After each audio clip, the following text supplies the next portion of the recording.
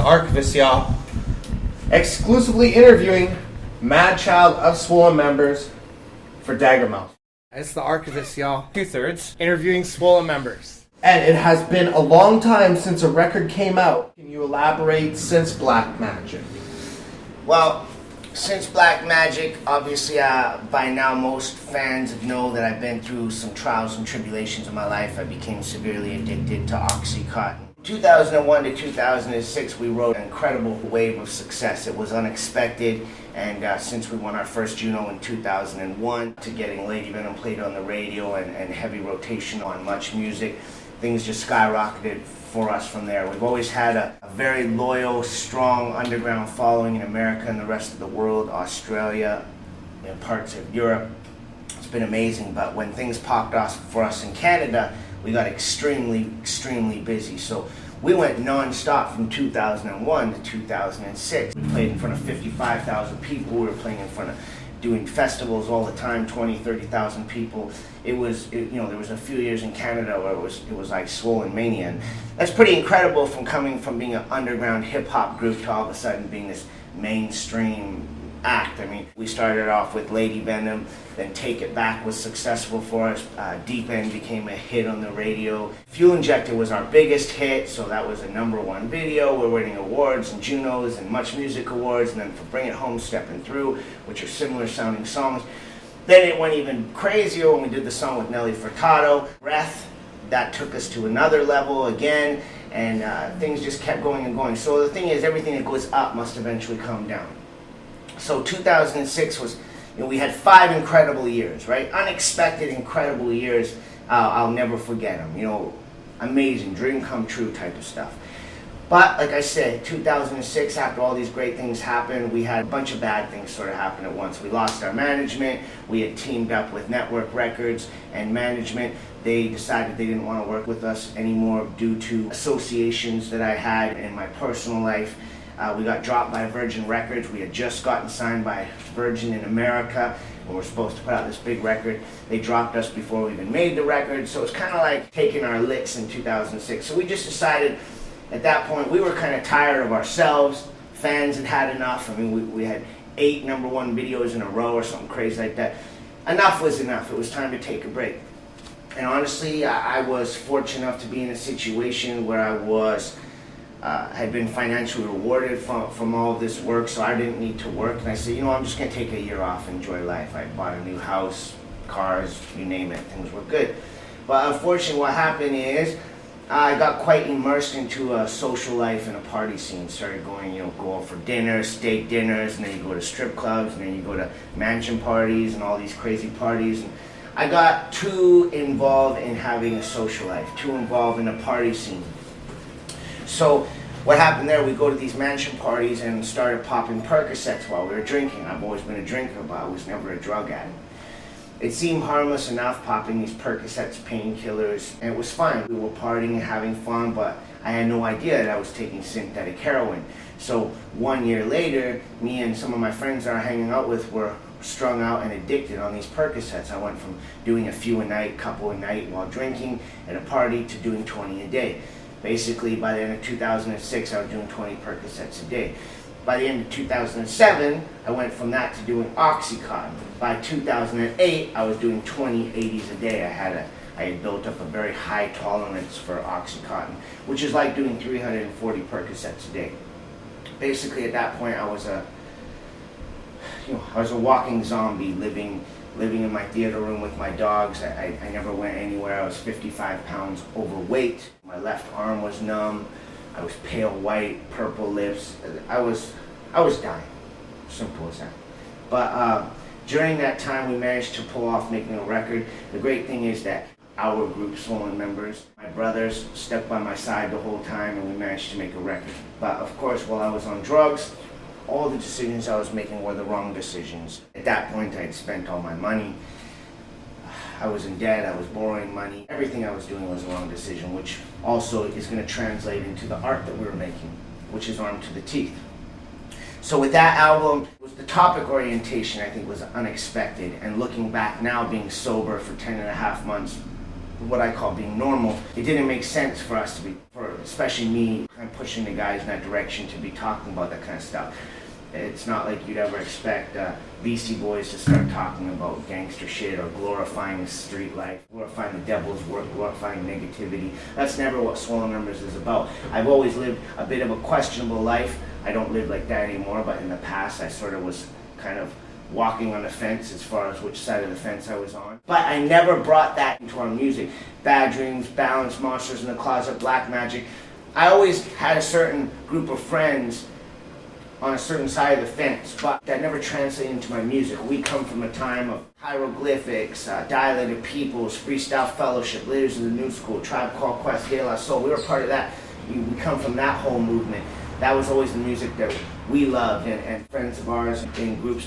We always believed in substance in the music. We believed in wordplay, finding the dopest words to use and flipping them in a way that hadn't been heard before. All these things were so important in hip-hop. To doing this thing, I think that was just a shock for everybody. The difference with Daggermouth coming out is not that we made a conscious decision to make an album that sounds like a reflection of Bad Dreams or Black Magic.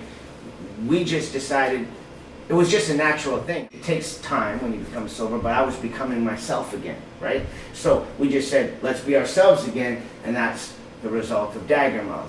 It's just, we are Swollen Members again. There was a left turn in the road somewhere, and it was due to me being a severe opiate addict. I was a junkie, simple as that. I quit pills a 1.5 years ago, but I've been completely sober 10.5 months, and it's just the most rewarding experience of my life. Things that never seemed like a big deal to me before, now I feel like daily rewards. And I just feel like we're making real music. I'm a real lyricist again. I'm myself again. We're doing our dark, abstract poetry again, as well as I'm just trying to be the sharpest lyricist I can be. As a matter of fact, I'm going to be battling Dirtbag Dan August 5th at King of the Dot, World Domination. So anybody want to check that out, Dirtbag Dan, I'll see you August 5th in Toronto. I haven't battled since Rocksteady, since I got inducted into Rocksteady, but this is just to show myself and show the fans that I'm eating, breathing, and sleeping hip-hop again. This is my life. I'm not going anywhere. I'm not going back to doing drugs. I'm not going back to living that certain lifestyle. I just want to be immersed in the hip-hop culture. I love the skateboard culture. I love the snowboard culture. I love underground hip-hop culture, and that's who I am, and it's just good to be back.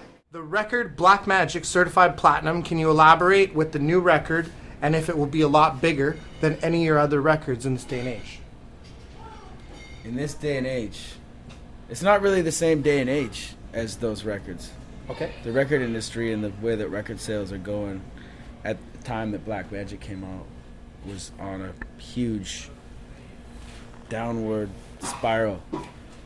Now I think we're in a whole new day and age. It's completely different with music and the industry and whatnot.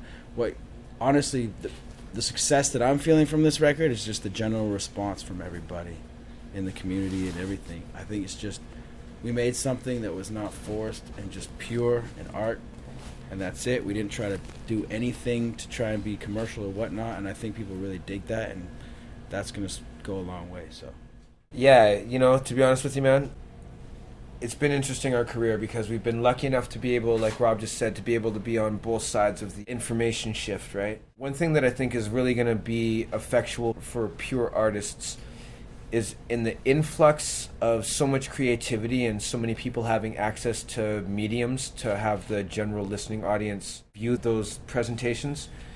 Out of all that, the cream will slowly rise to the top. And what I mean by that is there's people that have a certain performance quality and those that have a certain production quality. Those who are able to simply just produce, and when I talk about produce, I don't mean about beats, I mean produce product, but have no end result, no end game, no real representation of that beyond the thought process. I think those kind of entities will slowly start to fade into each other.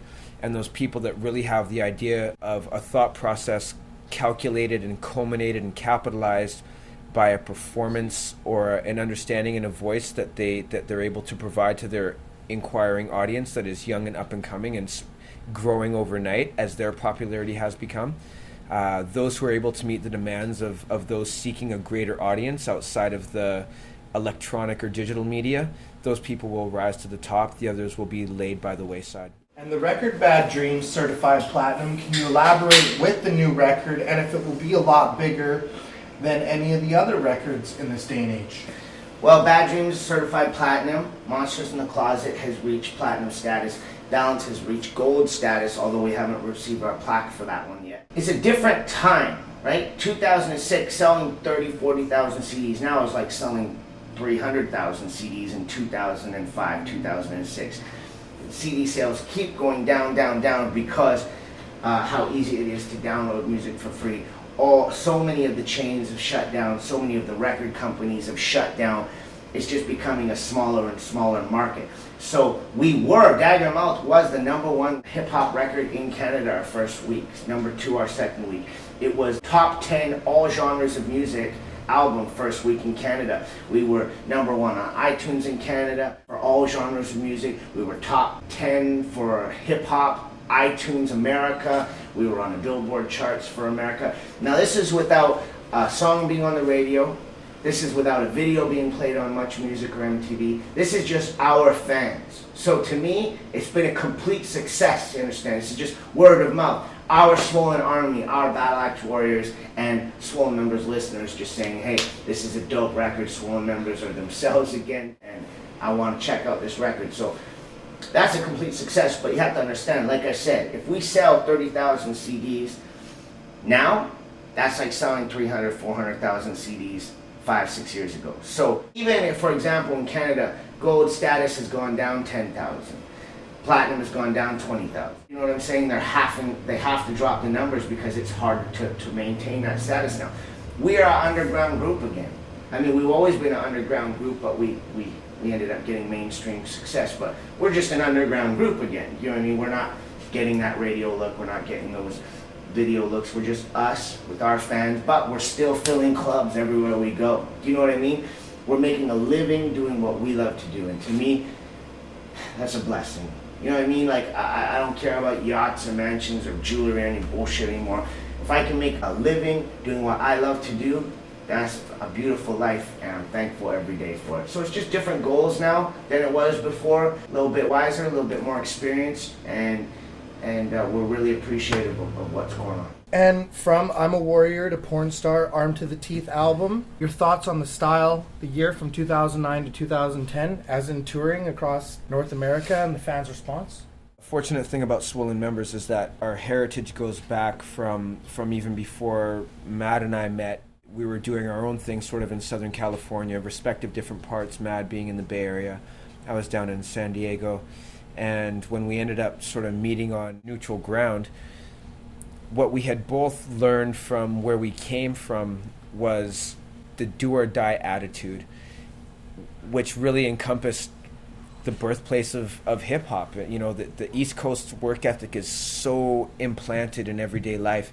And when it came to the West Coast, which has a little bit more of a laid-back mentality, but those people that were affected by work, go and get yours, whether or not it means studying at your craft and learning what that inside-outside technique is, man, you go through that. And that's for those handful of people that were able to pick it up, I really honestly think that's what helped to propel the West Coast to its stature at a certain point in hip-hop, which is when we really glommed onto it. And so we got the best of both worlds, really, didn't we? We got the East Coast hustle and the work ethic with the West Coast style. And we were able to combine both of those attitudes and understandings. And when I look back now in retrospect, I really think that those two entities, the respect that we had for hip-hop culture in its birthplace and where we were situated geographically, the culmination of those two things really helped us sculpt the Swollen Members sound in the past and to this present day. And from your past record, Armed to the Teeth, collabing with Tech Nine, Talib Kweli, Everlast, Glasses Malone, your thoughts on the style, the year from 2009 to 2010, and touring and the fans' response? Well, like I said, Daggermouth is a record that I will put on my shelf as one of our classic albums, along with Balance, Bad Dreams, Black Magic, Daggermouth. So out of the 7 albums we've done, those are the 4 that to me are the classics, right? But Armed to the Teeth had a great following. We still filled clubs, we sold tons of CDs. It's just that it was not the Swollen members that our fans expected, not our family, our friends expected, not the Swollen members, me looking back that I want to be. It's no disrespect to that album. There's great songs on there. Certified Dope is a sick track. We perform that. Kyla is, to me, a very powerful song. That's us being ourselves. It's a real song. It's a true song. Same with Funeral March featuring Saphir. Lonely One is a dope track. And you know, Warrior, that's a dope track. It has 1.4 million views or whatever on YouTube. Train Ice is extremely talented, and we love Train Ice, and I believe he's going to go extremely far with his career. But Train Ice is from his generation, doing what he does. And Swollen Members is more like a classic group that needs to stay in our lane. That's probably the best way to explain it, right? So we just want to make a record by ourselves again. We ended up with Daggermouth. We put Saigon on the record last minute. We did a remix of his track, Bring Me Down, because I love Saigon as an artist, and it made sense. But it was just going to be a record with just Swollen Members to show and prove we could do our thing. Another thing you have to understand and realize is you're talking guests. Dog, I fucking invented having guests on your album. And I'll say it confidently, and I'll say it proudly.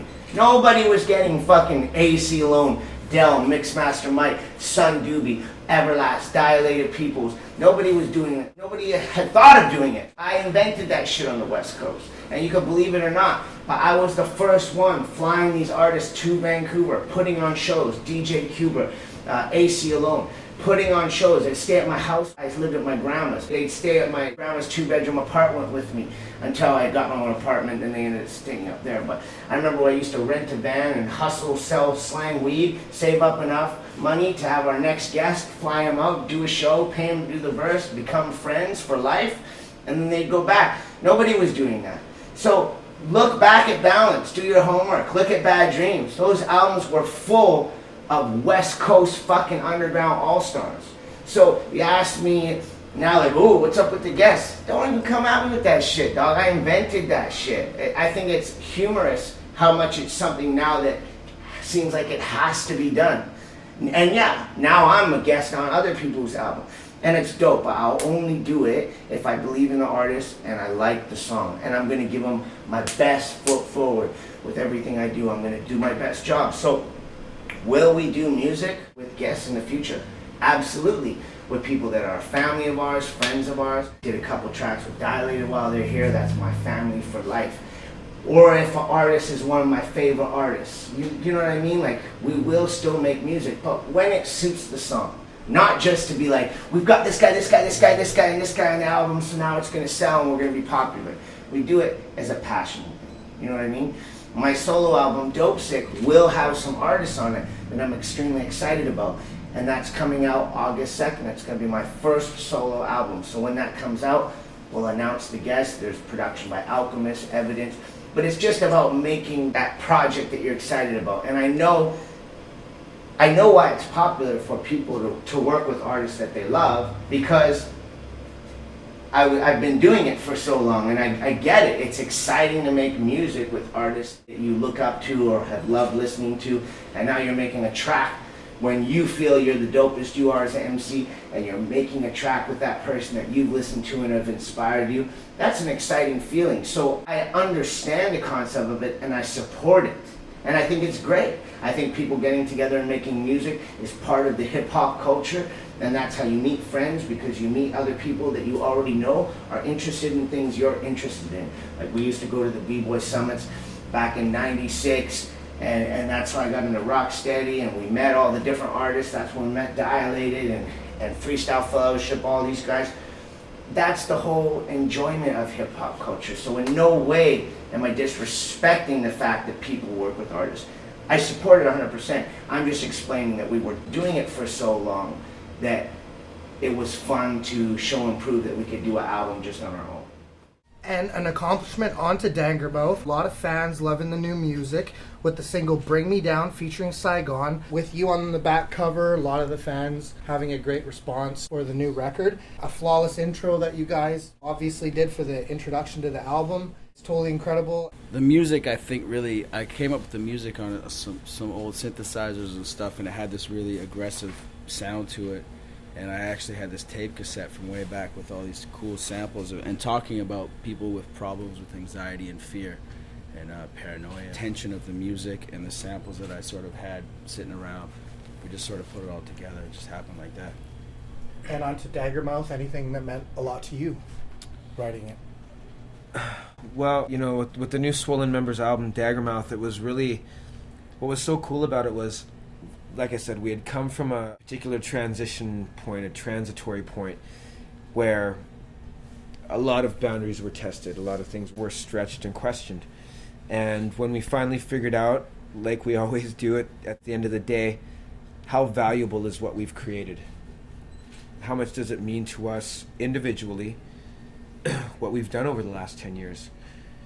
And looking back at that and seeing the boundaries and the barricades that we've knocked down and the things that we've sheltered ourselves from to be able to gain the strength internally to be able to spring out of that shell and combat those things in a public arena. We've been through a very broad range of creative and emotional spectrums to the point where I'm proud to say that we've figured out who we all need to be and what we need to contribute to the group to make it all still work to this day. And so in saying that, man, I really feel that when we dialed back into our original reasoning for doing all of this, which is just to have an individual voice. It's not about being the fucking dopest, the freshest, selling the most. Who cares about that shit, man?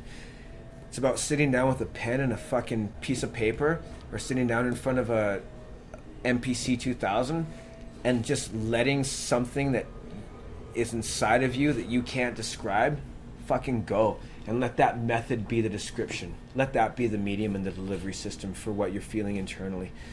And luckily for us, we've all found that internal connection together, and that's helped us to be able to make something that has an output that's worthy for people to be able to listen to and something that we can stand behind and be proud of. And now 10 years of turmoil of the Grace Hits record. How did this go? This is really dope that you guys have dropped all the hits for the fans. Let us know. That was just basically a thing to put out in between records to just stay relevant, stay in people's minds. Just a reminder for people who might not have heard all the hits, heard a few, they can pick up the CD or download the CD from iTunes or download it however they're going to get it and just see like, oh, maybe I've heard these 3 hits, but I didn't even know about all these other hits. And it's just a chance for people to get all of our successful singles on one CD. For instance, I didn't mention Watch This. That was a successful single that someone might not know about in Australia, but it was big here in Canada and people knew about it in America. It's just a good way for people to get more familiar with Swollen Members, you know, and keep things moving. And an accomplishment onto Daggermouth, a real flawless intro by Rob the Viking, totally incredible, and on to the House of That Serious, and then Chemical Imbalance. I can really relate to what this means on this track. Can you share about this and the album? Sure, yeah. Chemical Imbalance is very much a reflection on what I went through with my addiction, my substance abuse in the past. Making music is very therapeutic for me, so that particular song as well as others that I've done have been very much revolved around my personal addiction and what I went through. Daggermouth is very much Swollen Members being ourselves again as far as dark, potent lyrics. Rob the Viking's incredible deep beats with substance. We've also got a couple beats from Aspect, who is our up-and-coming producer, doing the majority of my solo record, as well as production by Rob the Viking, Alchivest, and Evidence. So we've got that sound back. We're in our zone. It's just a great experience. We're just being ourselves, making our music again. And we've already just done 4 new songs for our next Swollen Members record. 3 of the beats by Rob the Viking, 1 by Aspect again, and it's all just a natural progression of just doing what we do, staying true to our classic sound and our classic style that we've always done. The video, Mr. Impossible, directed by D Invisible, already in the millions of views. How did this go, as well as getting in with Hip Hop DX, World Star, and Afrotoe, to name a few publications for the video? Well, the game's changed a lot since I got back into it. In like 2005, 2006, when I was active in the game, blog sites weren't as big of a deal. Social networking was just getting started with MySpace and whatnot. I just got into Twitter recently. Follow me at MadChild57 on Twitter, at MadChild57 or at Swollen Members. Follow both of those. I am an active Twitter person. Not so much on the Facebook, but I do have a Facebook account. It's building. We're doing that as well. Swollen Numbers has this Facebook thing. But anyways, social networking is obviously extremely important now. The internet is basically everything, whereas before it'd be all about putting posters up and hiring street teams and doing radio ads and Much Music and MTV. Those are still relevant, but the internet is where it's at. It's all about the internet. So as much as, sales have gone down by 90% because of the internet, there's tons of positive things with the internet now. For example, like you mentioned, Hip Hop DX, World Star. I mean, I just found out my new video, Hanging On By a Thread, my solo video for my mixtape, is going to get featured on World Star Hip Hop. That's a huge deal. Mr. Impossible got 7 million views. I don't know what that is exactly, but 7 million, 8 million views on World Star. That's a big deal. That's a lot of people checking out your music in a short period of time. So it's extremely valuable to us. We're very proud of being someone Hip Hop DX really supports. They support real hip hop, and I've got like 10 leaks on Hip Hop DX, and it's really satisfying being able to put a song on Hip Hop DX and then getting to see all the comments from everybody in the next 2-3 days as you get thousands of plays. That's a very rewarding experience. It's like instant gratification. Do you know what I mean? So it's a really fun part of the hip hop culture now, I think, is getting on these blog sites. And we're getting looks that we never got before, like XXL Magazine.com. They played the Bring Me Down video with Saigon, so we've never really been on XXL, but now we're starting to get looks because we're moving forward with our career. So yeah, Hip Hop DX, World Star, Two Dope Boys, Baller Status, they've all been really supportive. They're great blog sites. And I think it's really good because we're a Canadian group, and I think we're one of the few Canadian groups that gets these American looks. So I feel proud about that it's kind of opening the door for this generation and the next generation of Canadian hip-hop artists to start getting those important American blog site looks. And can you tell us about your other project? You're working with Saigon? Man, got mad love for Psy. I just saw actually the Bring Me Down video that Mr. Invisible did about 2 days ago. Rob and I had the pleasure of touring with Psy. Dude, I ride for Saigon, New York to the Hollywood Hills. That's my fucking brother. He's a real talented cat, and he's got his heart in the right place, and you can't say that about many people, regardless of music or anything, in any walk of life. These days, it's real hard to stand behind somebody and say that, and I got mad respect for Psy. And for each of you, is there anything that's happened within the last 5 years that you guys feel really good about being involved with the group again? Yeah, Being together. all I can say, man, on my behalf, is I'm glad there's still a group, bro. You know what I mean? And solo projects from Madchild. What is coming out with Madchild? And you just recently dropped a solo EP a few months back, as well as now Banned from America. Can you tell us about this? Well, I have 2 EPs out. One I actually put out a couple years ago, and then I did the Banned from America EP. And that was, I came home the night after I was turned away from entering the United States and told I'm not allowed to enter the United States anymore. Obviously frustrated, I sat down at my studio. I could have done something negative and stupid, but instead I decided to be positive and be creative with the experience that happened. So I sat down here at the studio and I just started writing and recording 6 days straight. I basically slept at this desk, and in 6 days I wrote and recorded the whole EP.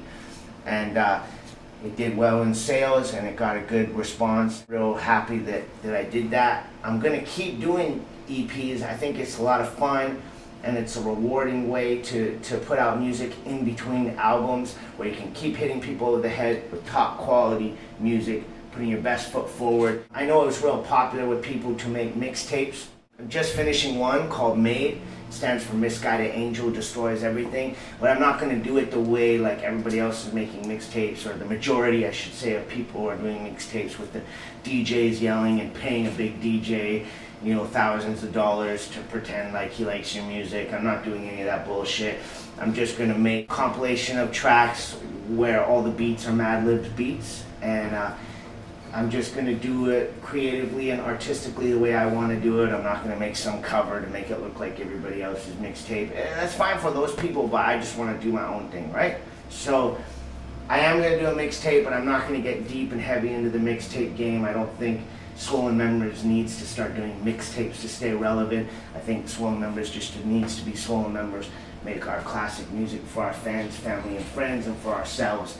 And we'll just keep moving forward from that. But also I have my first album coming out August 2nd. It's my first solo album called Dope Sick. I'm super excited about this album. I put everything into it. Lyrically, I'm the sharpest I've ever been in my life, I believe. I'm writing and recording every day for the last 7-8 months of my sobriety, and I'm just fucking tearing shit up in here. I mean, I'm not sleeping. I'm sleeping, eating, and breathing hip-hop again. You know what I mean? So I'm super excited. I ended up making enough songs, so there's going to be Dope Sick coming out August 2nd, and then there's going to be Dope Sick 2 coming out for when kids are going back to school, like sort of fall time. And now being back with Swollen Members for the last few years, what is the best thing about being in Swollen Members? Daggermouth is the best thing, I would say. Also the fact that the rewarding feeling of having the guys stick by my side. You can't, when you waste 4.5 years of your own life, you also put their lives on hold, right? Because they weren't earning, and they stuck by me. I don't think a lot of people would have done that.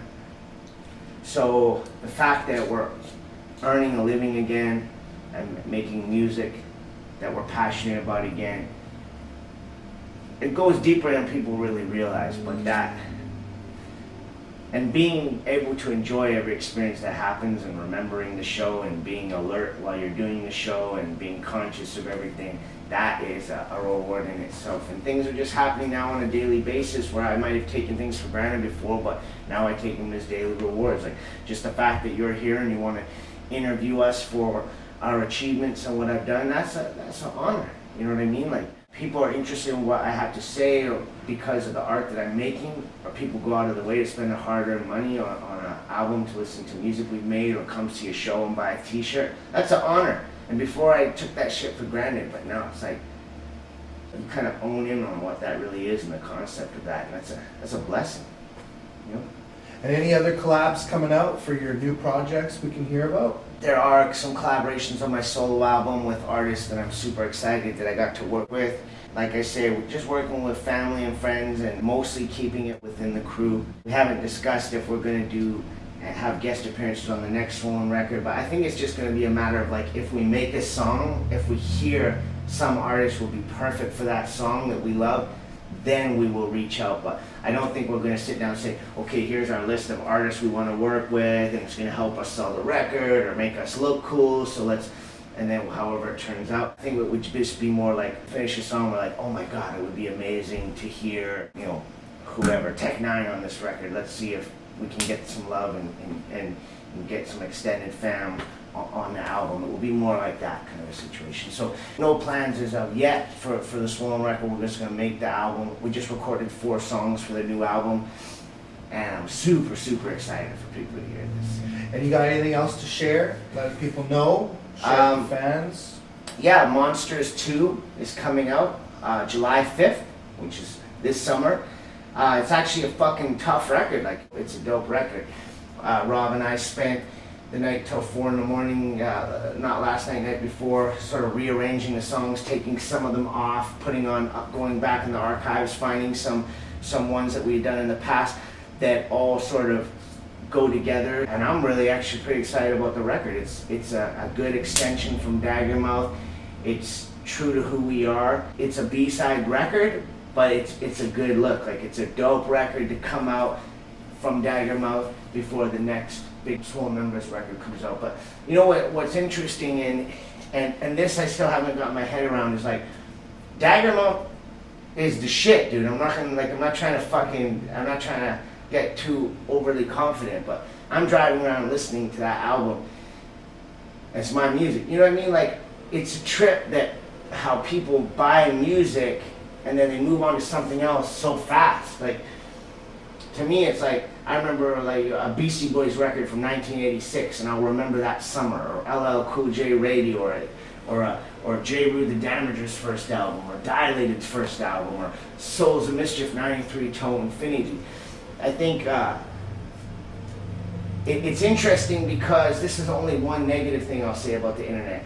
It's because so much mediocre crap comes out so often, and some really dope songs on a daily basis too. Let's be honest, there's incredibly talented artists out there, but you go and you'll hear like all these new songs every day. Unless you're sitting and listening to music 14 hours a day, it's pretty tough to ingest everything and make it a part of your lifestyle. So it's my goal and hope. Like, I'm gonna go pick up the Beastie Boys record today. Like, I'm excited that it's out. I think it came out yesterday. I'm hoping that that's a record I get to enjoy for the summer. Do you know what I mean? Like, I think that's the one thing this generation's missing a little bit, is having an album and having it become part of your life.